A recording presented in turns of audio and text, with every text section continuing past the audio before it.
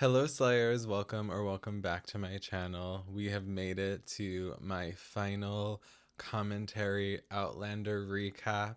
If you're watching this right now, I have begun the true episode by episode reactions of season 7 of Outlander.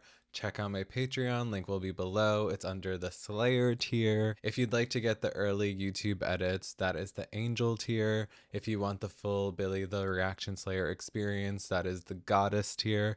If you'd like me to request to your favorite movie, check out the Big Bad tier. I really appreciate it. I'm trying to lock in for the remainder of the year and really grow my channel, and I hope the Outlander tribe is a big helping hand in that. I'm so passionate about this show, and I'm so excited to continue capturing my journey with the show. Okay, I will say I'm happy I decided to just react to season 7 and followed by the spin-off, followed by the final season 8 of Outlander. Though I really enjoyed season 4, unlike a lot of you guys, I'd say that season 5 and 6 are definitely at the bottom. Been really trying to rank which one I like more, and it's a very even playing field. The thing is, season 6 is the shortest season with 8 episodes. It just happened so quickly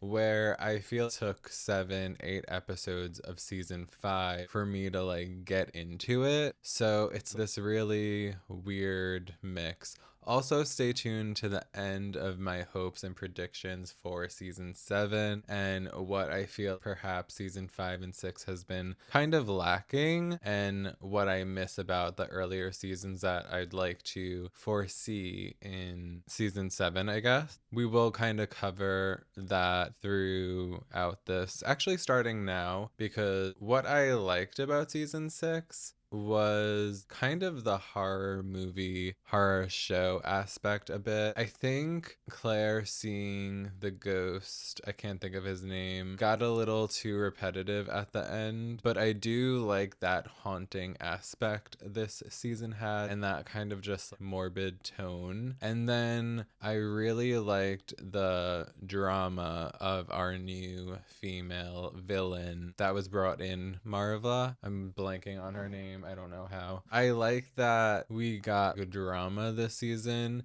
and what I've been reflecting on this season and the last season is we're lacking kind of the drama aspect. I feel like a lot of it is very based in American history now, and I wish we would focus just more on relationships, scandals, betrayal, more so than the world around them. Like, I love that aspect of Outlander, but I wish it was more plot B than A. I would want to see Brianna and Roger with Jamie and Claire more. It's very separate, and I don't know, there's just so much depth in the characters that I feel we don't see because we're so focused on the overall American history aspect and what's to come. And I thought by the end of this season the American Revolution would start, and like it didn't, so I guess that's gonna be more focused on season 7. Yeah, if you don't know, I use Princess Plotlines reaction. Check out her channel, I will link that below as well. She's been a major help in me really in taking the information. Season 5 I didn't really use as much, but I definitely used it this time because honestly I was on my phone like here and there this season, which was kind of a first. So Princess Plotline like helped me get through, recognize little things that I missed which I shouldn't have done. Yeah, I feel from what you guys have been saying, season 7 is going to be better than hopefully 4 through 6. 4 is like really high, or might even be ranked like 2 or 3 in my ranking, season 3 being number 1. I tend to have a very different view than like a lot of people, like randomly. For example, I think Game of Thrones is extremely overrated, and I know the last season had a lot of hate, where I think I liked the last season the best, mainly because it was just shorter and like things actually happened and it wasn't just long, boring talking heads with epic battles very briefly that they made it seem was the whole show, but it was really not. I digress. So I'm just seeing like maybe season 7 could be my favorite, because I also been thinking a lot about season 1 and like how that's everyone's number 1, or if you look at like the rankings, it's the number 1 season, which I totally get because it's the beginning of their love story. But the whole like Mackenzie house that we meet Jamie in, I feel like that was so boring. Not so boring because I like loved it obviously, but everywhere after that, like that is my least favorite place that we sat and stayed at. So maybe season 7 could be my favorite. Maybe season 8 will be the bomb. Like we don't know. I'm so excited. Oh my god. For some reason it feels like season 7 is the end. Like I can't believe we're getting another season. And also like I know like season 7 was made in like 2 parts. I guess like let me know why if you can. Well, not why, like storyline wise. I know this season was cut short, I think, due because of COVID, even though this came out in like 2022. So I don't know how true that is. Anyways, I guess let's get into this recap. I'm excited, honestly, to get this recap done and start season 7. I'm debating whether I'm gonna actually like record that right after this. I think I am. So yeah, check out my Patreon. Link will be below.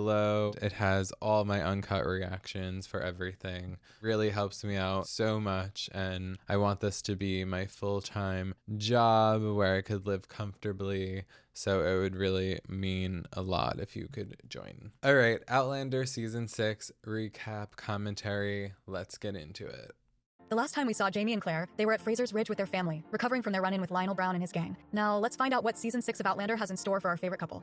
It's 1773, and Fraser's Ridge is as peaceful as it ever gets, though we all know the American Revolution is looming. Claire's thrilled. She's managed to recreate ether, which means truly painless surgeries for her patients. But there's a catch. She's using it to escape her memories of Lionel Brown's assault. This was a really surprising, interesting aspect of this season. Surprising that Claire would be like addicted to something basically, but it wasn't that she was so much addicted.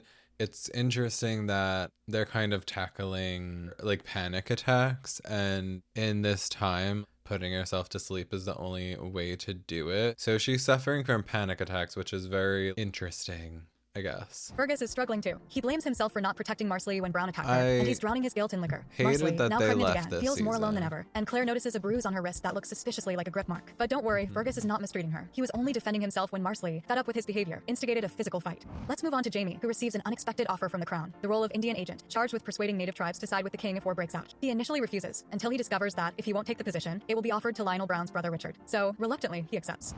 Meanwhile, a man called Tom Christie arrives at Fraser's Ridge with a group of Scottish fisherfolk, looking for a place to settle. As he's a former Ardmere prisoner, Roger and Bree welcome him with open arms, unaware that Jamie and Tom were far from friends during their time together in prison. Flashback to 1753 at Ardmere, where religious and political factions are tearing each other apart. We'll get into it, obviously, but what a confusing relationship in a way, but I can't explain it until the end of this. I feel like there's going to be a lot of talking at the end than during this part. Catholics versus Protestants and Jacobites versus Crown Loyalists. Jamie does his best to steer clear of the brawls, but his strength and composure mark him as a natural leader. Tom Christie, on the other hand, is a self-righteous Protestant with a close Freemason connection to the governor. This is before John Grey's time. When another fight breaks out, the governor tasks Jamie with restoring order. Jamie's solution is brilliant. Turn the prison into a Masonic lodge so every Scotsman there, regardless of creed or politics, unites under one brotherhood. It works like a charm, much to Christie's obvious displeasure. Back in the present, Jamie is uneasy to learn that Roger has welcomed Christie so warmly. There's a lot of animosity between the two men, yet Jamie feels a pang of sympathy. Tom discovered his wife had died while they were at Ardmere. So in the end, Jamie welcomes the new settlers as well. Christie's children arrive with him. Alan, who seems a bit off, and Malva, who's very bright and immediately intrigued by Claire's medical work. Life on the Ridge goes on. I was so into Malva. Like, I thought she was such an interesting character. Like, she's pretty, like, she's small, like, she looks like a little evil witch, but not. I don't know. I think the casting for her was excellent, and I guess that's all I'll say right now. Who's very bright and immediately intrigued by Claire's medical work. Life on the Ridge goes on. Jamie and the men teach the newcomers how to build cabins. Yet Ian takes Alan hunting. Roger helps Amy McCallum, a young young widow with 2 children, and Claire offers to fix Tom's chronic and very painful hand condition with a simple surgery, only to have him stubbornly refuse. Then Richard Brown and his committee of safety arrive, intent on arresting Alan for stealing a powder horn and insinuating that Jamie is harboring rebels. Tom Christie orders his son to apologize and promises to punish him himself, but Jamie intervenes. On Fraser's Ridge, his word is law. Stripping off his belt, he delivers 10 lashes to Alan in front of everyone. Satisfied, Brown and his men leave. Fast forward to 1774. Jamie and Ian ride out to the Cherokee village, with Jamie now acting as the Crown's Indian agent. The chief immediately asks him for more guns, a request that puts Jamie in a tough spot. He knows any weapons he gives them now might one day be turned against him. Back at Fraser's Ridge, Jamie asks Claire if she remembers whether the Cherokee sided with the rebels or the British during the Revolution. She doesn't. So when Jamie reports to the Redcoats, he conveniently leaves out the chief's request. Ian is furious. He vows to help the Cherokee himself, if Jamie won't. Meanwhile, Malva starts training as Claire's apprentice, thrilled at the opportunity. But her brother and father are convinced Claire's a witch. Tom even bans her from the church he's building, until Jamie shuts that down, reminding him it's just a meeting house on Fraser Land, open to everyone. In other news, Claire's still secretly using ether to numb her trauma. Bree and Roger are trying for another baby, and she's invented matches, but nobody seems to care.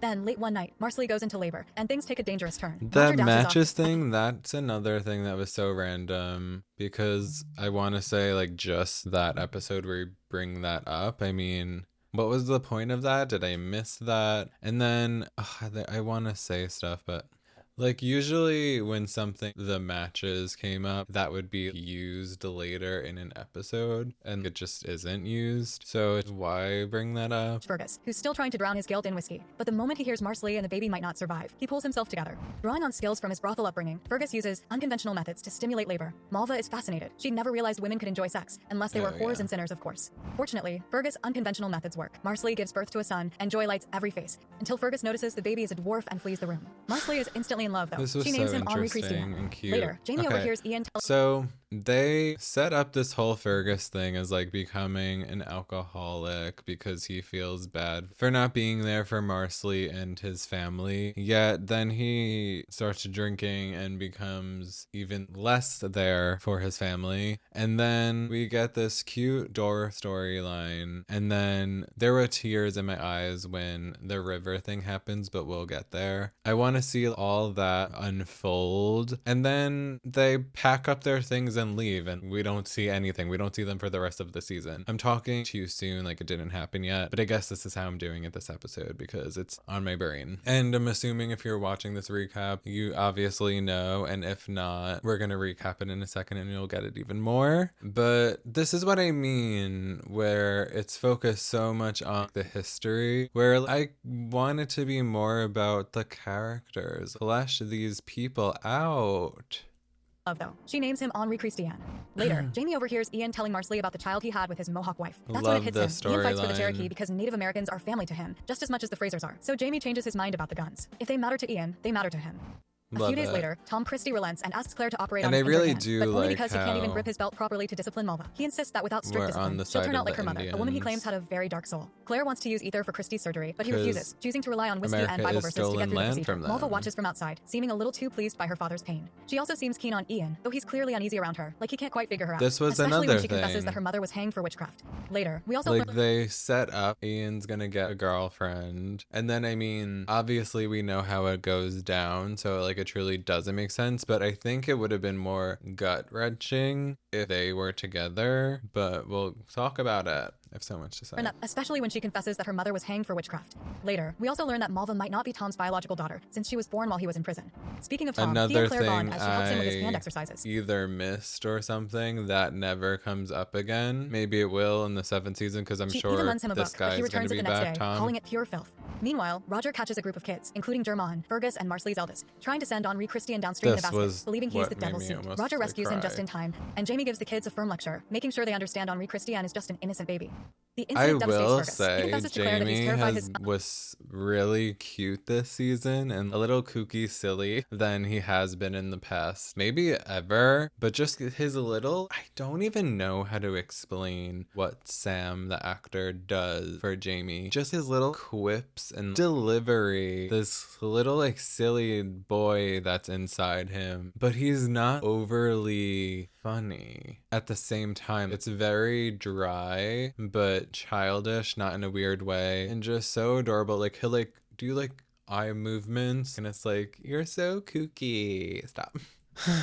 But he's not kooky. That's not the word. I don't know. Like, I wonder if that's something that Sam brought to the character or just something he's really taken from the books. I'm also so curious about the books. Are the season 5, 6 books so much better? Because like I'm also bummed that, assuming they're following the book, pretty sure from season 4, which I'm assuming on, they move away from the books a lot, but I'm assuming the biggest plot hits are in the book, so it sucks that I am like getting so spoiled for the books, but I feel like there really is so much room. But also I'm assuming it's all in Claire's perspective, so I don't know how much we could even get in the other characters' storyline if we're just in first person Claire, unless there's multiple POVs. That's something I really want to look up. I guess I'm also planned on,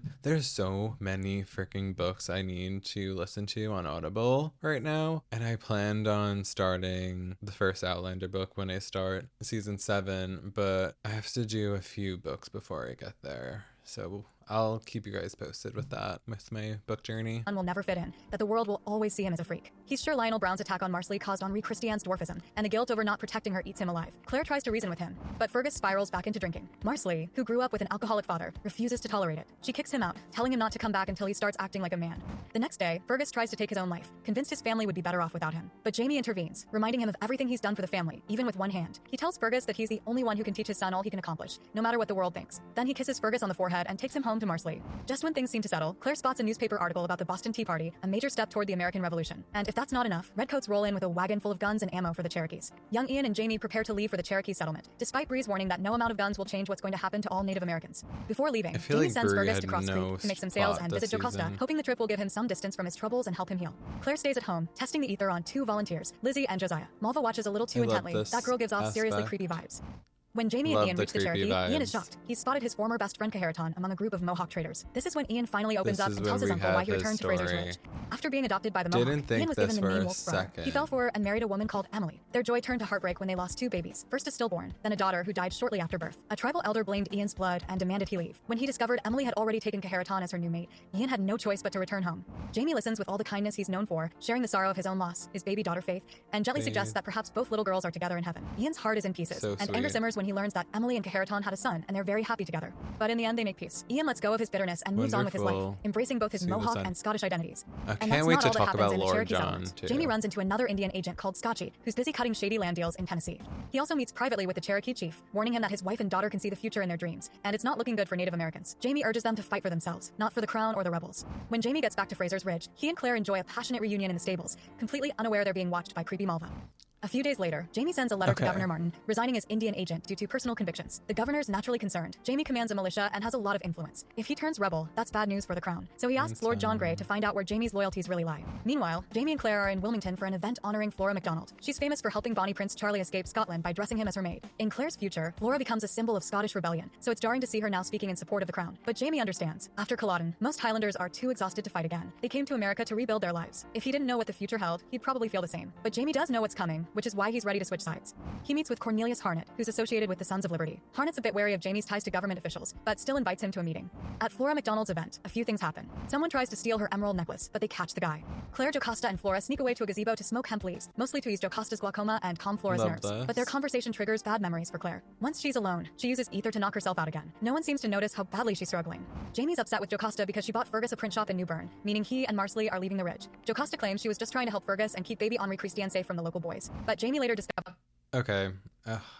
They take us through Fergus's struggle and then send him off, so we don't get that follow-up of, like, we just don't get to see. It just feels cheap. I don't know. Oh wait, also I probably said this in a recap already, but the fact they mentioned New Bern so much, New Bern, North Carolina, it's so cool because I've actually been there and my friend lives there. So just such a random little thing. And it is such a cute, pretty, like, historical town, and now, like, I want to go visit my friend so bad. I mean, because I miss her, but also because of the town. Also, The Notebook was based in New Bern. In the book, they're actually in New Bern. But anyways, before Princess plotline dives into Lord John, I feel this just feels like another Lord John fail. I mean, at this point, what else could we do? But it's just, he seems like such a captivating character, and it's kind of, come on, girl, give us nothing.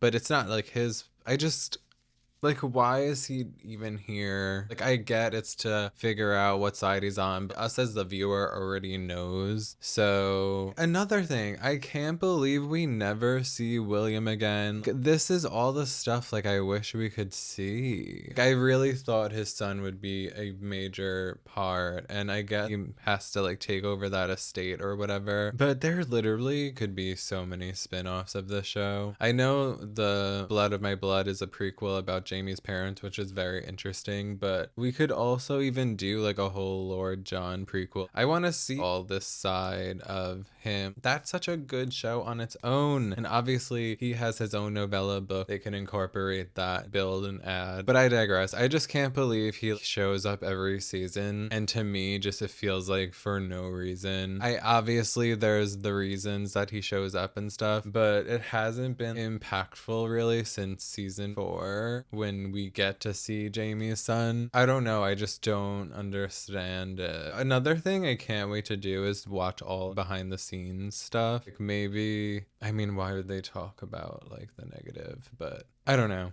Jocasta claims she was just trying to help Fergus and keep baby Henri Christian safe from the local boys. But Jamie later discovers she's funding the Loyalists and might use the print shop to spread crown propaganda. Dangerous move, especially since Loyalist printers are getting tarred and feathered these days. Jamie realizes Jocasta's still grieving Murtaugh and has flipped sides emotionally, blaming the rebellion for his death.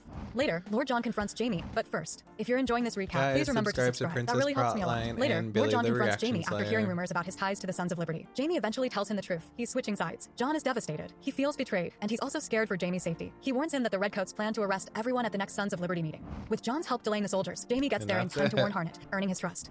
The next day, as Jamie and Claire leave Wilmington, Claire overhears someone whistling a tune that won't exist for over a century. It turns out Wendigo Donner is in the town prison. He's the one who tried to steal Flora's necklace, and it looks like he's kept an emerald, perhaps to return to his own time. Back at Fraser's Ridge, Brianna is scouting a location. So in the show, it's not revealed who it is. Princess Plotline kind of spoiled that for me, but I obviously know who that is. I mean, it's the Traveler, right? From the end of season 5, which I assume he was going to play a major part in this season, but now I'm assuming he's going to play a major part in season 7, which I'm hoping for. We see him here, and then I don't even know if we see him in the last episode. I just watched it, literally. We'll get there. For a water wheel with help from Marsley, Malva, and Lizzie. They stumble upon a burnt patch of earth with flat stones and human finger bones. Marsley says it's a love charm. We know it's Malva's doing. We saw her cutting fingers off a dead guy who hopefully died of natural causes. But Malva blames Amy McCallum instead, probably because people have noticed Roger spending a lot of time helping the widow. And that's not all. And Roger catches Malva hooking up with a random man in the church, and she blackmails him, threatening to tell everyone she saw him kissing Amy if he doesn't stay quiet. Two things with Roger. They're setting that Roger scene to make it like something's gonna happen with that girl. I guess what happens is this moment where she blackmails him, and then I would have thought that we were gonna use her blackmailing Roger to have Jamie and Claire's back, but we never get a moment where Roger tells Brianna that he was gonna do that, which I get in the sense, and then that just would put doubt in Brianna's mind, like, wait, did you? Like, I don't want her to feel that way. But I hate that this blackmail, like, I hate that he gets blackmailed, and I don't know, like, do you know what I mean? Nothing happens. He doesn't get to throw it back in her face in some way. That's Roger's wake-up call. He realizes how his friendship with Amy looks to others. So he finds someone else to help her and backs And off. then we never see her again. Like, that's another interesting storyline. Not that I wanted him to cheat, but yes, both of them. This a few weeks is later, also a dead elk poisons something. the water supply, and a dysentery outbreak sweeps through Fraser's Ridge. It's brutal. There's no real cure, and people start dying fast. Claire does her best to care for everyone, but inevitably, she falls ill too. Jamie's beside himself. Claire is burning up with fever, hallucinating, and completely out of it for over a week. Malva insists on staying by her side to help, but it's obvious she's more interested in flirting with Jamie. Claire's trapped in a pretty sure we don't find out about the elk thing until the end, and this whole time I would thought that Melva was the one that did this, and then it turns out it really wasn't. There's a part where Claire wants to get a stool sample of Tom, and then he just denies it, and then we never know. But then why was that even a scene? Do you guys know what I mean? Days of fever dreams, and though she senses something's off, she's too weak to stop it. When she finally wakes up, she's sporting a truly horrific haircut. Apparently, Malva and Mrs. Bug thought chopping off her hair might help bring down the fever. Jamie assures her that she's just as beautiful as ever, and Bree firmly tells her she's not allowed to die. She has to be there for her future grandchild. The worst of the outbreak is over, but here's the strange part. Claire and Tom Christie didn't have dysentery. Both had the same symptoms, but it was a different illness. Claire wants to investigate, but Tom refuses to provide a stool sample, so that mystery remains unsolved. Literally, unsolved, pointless scene, I guess. Brianna's pregnant. I think I must have been talking over that reveal moment, but very here for that, I guess. Yeah, it's just such a D storyline when you would think it would be like a BC storyline. Fast forward a couple of months. Tom Christie and his children show up at the big house with some very disturbing news. Malva is pregnant, and she claims the baby is Jamie's. She says they hooked up while Claire was sick. Jamie denies it, of course, and Claire stops Malva and storms off. Malva's only proof is some specific details about Jamie's scars, which she clearly got from spying on him and Claire while they were making love. Which I forgot that she watched them have sex, so when she called out that there was something between his legs, like the scar, whatever it is, I was like, my heart, I was like, if he did this, I was thinking she used the ethyl on him and then SA'd him, which I'm like, not again. But turns out it was just the fact that she saw while being a pure creep. Refusing to take responsibility for Malva's child. Claire believes him. She knows he'd never betray her, and if he had, he wouldn't abandon a child. Strangely, Jamie picks this moment to confess that he once slept with Mary McNabb, which no one even remembered or cared about. Claire tries to reason with Malva, who seems genuinely upset about what she's done, but Alan runs Claire off, calling her a witch. I mean, Most I of the like Ridge that believes she knew. Malva's story, and the Frasers quickly become pariahs. As Which Malva's pregnancy progresses, the identity of the father is still a mystery. Ian admits to Claire that he slept with Malva, but there's also the man Roger saw her with at the church, or possibly someone else entirely. Another 2 months fly by, and the scandal costs Jamie his chance to serve as a delegate in the Continental Congress. Weird. And then things get even worse. Claire starts hearing Lionel Brown's voice, and when she sees Malva approaching the house, she can't deal with any more drama, so she knocks herself out with ether. Unfortunately, Malva appears in her dreams, taunting her, until Claire lashes out, threatening to kill her. When Claire wakes up, she walks out to the garden and finds Malva dead, her throat cut. In a desperate attempt to save the baby, Claire cuts into Malva's belly, right there on the ground. But it's too late. Claire has quite the mess on her hands. Everyone believes she killed Malva, and with good reason. They literally found her covered in blood, standing over the girl's body. Cue the angry townsfolk with pitchforks and torches. But not just yet. First, let's catch up on everything else happening on the Ridge. Roger has decided to become an ordained minister. Jamie supports his decision, and so does Brianna, after Roger assures her that he'll always put their family first, not his parishioners. I love this for him, but like, is that really interesting? Meanwhile, Lizzie's pregnant, and she's not sure which Beardsley twin is the father. She's been with both of them and loves them equally. Jamie tells the twins one of them has to marry her, or he'll kill them both. She's having sex with both of the twins. Jamie immediately handcuffs them and swears everyone to secrecy, sending Josiah away until after the baby is born. Before he leaves, Lizzie asks Roger to marry her to Josiah, having no idea she's already been married to the other twin that same day. Roger agrees. Now, back to Malva's death. Tom and Ellen insist she can't be buried on holy ground because of her sins, but Jamie ensures Malva has a proper burial. Unfortunately, few people show up for the ceremony, and there's an ugly moment when Claire moves to carry the baby's coffin and Alan lashes out. Claire spirals into depression, haunted by visions of Lionel Brown. She's half convinced she killed Malva and either fueled haste. Then Lizzie reveals that she tried to visit Claire the day Malva died, but Claire was too out of it to answer the door. That's when it clicks. Claire couldn't have killed Malva. Lizzie would have seen or heard something. I never thought she killed her, so that wasn't. But then Lionel shows up again to torment her, and Claire breaks down completely. Jamie walks in and finds her mid-meltdown, babbling about being crazy and seeing dead people. She's convinced everything bad that's happened is her fault, because she changed the timeline just to be with Jamie. In a raw, emotional moment, Jamie helps her see the truth. Without Claire, none of it would exist. Brianna wouldn't have been born. Roger wouldn't have his family. Fergus wouldn't be part of theirs. The entire world they've built would fall apart. Jamie was the best for that because darkness, I was like, she's really got a point, and then you was like, but just when Claire starts to see the light at the end of the tunnel, Richard Brown and his committee of safety arrive with a warrant for her arrest. Jamie and Claire are in serious trouble. They're surrounded by armed men with no family around them. Brianna and Roger have already left for Edenton. Marsley and Fergus have moved away, and Ian is out hunting. Their only hope lies with Lizzie, Keziah, and the Bugs, who ran off to find help the moment the committee arrived. Richard Brown tells Jamie he simply wants to escort Claire to Salisbury for a fair trial, but Jamie refuses to give up his wife. He knows full well that Brown is just seeking revenge for his brother's death. What follows is utter mayhem. Claire shoots a man who tries to arrest her, and the committee of safety lays siege to the house. Bullets fly in every direction, but Jamie and Claire manage to hold their ground thanks to Jamie's hidden arsenal. Because like now you're a murderer. And the Frasers worry Brown might try to burn the house down, especially with that mysterious obituary hanging over their heads. As the standoff drags on, a crowd gathers outside, including the Christies and the Fisherfolk. Many accuse Claire of witchcraft and demand her arrest, even pelting her with stones. Alan insists Jamie should be arrested as well. A few sympathetic Scots show up to help the Frasers, but they're badly outnumbered. Jamie realizes they have no choice. They'll have to go with Brown, but they'll do it together. Unexpectedly, Tom Christie volunteers to accompany them to ensure justice is served, not vengeance. I believe Tom's unexpected kindness stems from his growing conviction of Claire's innocence, though he's not yet ready to reveal why. He even persuades Brown to let Jamie and Okay, he's not ready to reveal why. I guess there's gonna be things added to that, but like he was so cold at the funeral. He actually didn't say much. Maybe he knows that that girl is a loon, so I don't really know, but he didn't try to help her in any way feel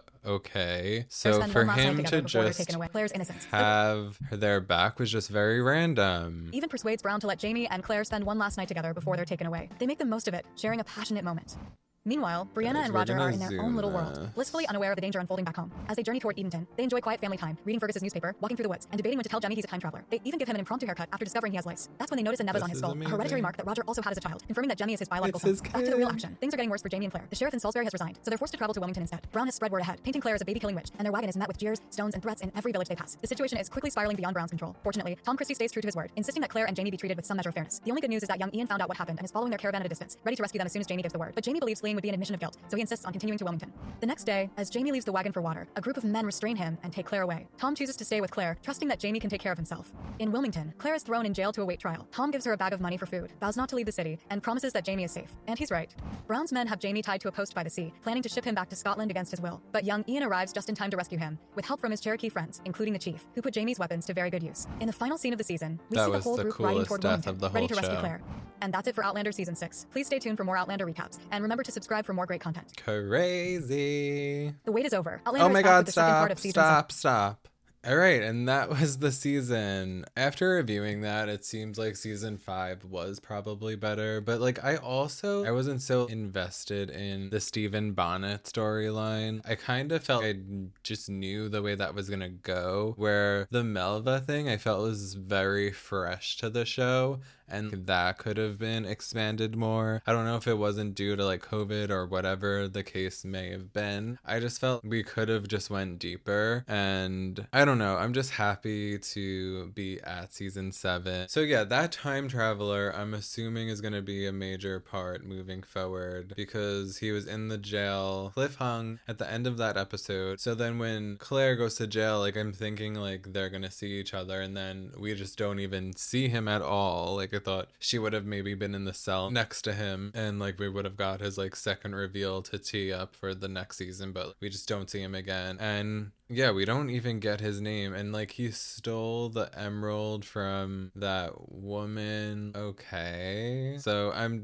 curious where we're gonna go from here. What I want, or what I would love moving forward, is to kind of get back into the time travelness of it, or like the fantasy overall, mostly just our characters opposed to what's happening in the world. When they were gonna send Jamie back to Scotland, I was actually okay, yeah, let's actually go back there. But it makes sense because I'm assuming we're not gonna go back there, because I feel like we're gonna be here for the America's Independence 4th of July thing. Like I feel like we're gonna be part of that fight, I guess, in them being united for all. I don't know the history, but it makes sense that he wouldn't. I don't know. I'm curious what makes Brianna, Roger, Jemmy, and obviously Claire, and this random guy, like what makes them a time traveler? Why can they travel by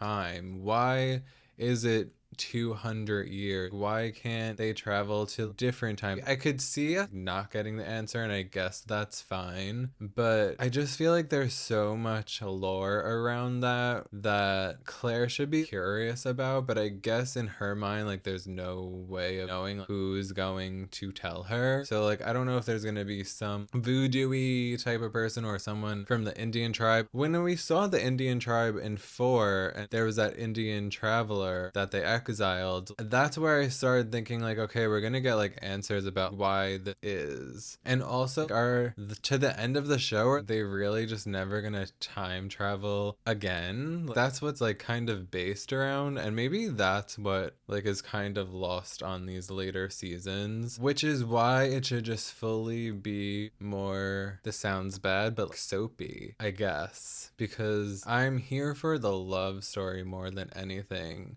more than the adventure. And the adventure is done. So that's kind of what I mean, and that's why I felt the evil girl this season kind of brought something fresh to the table. But yeah, this is me just talking out loud.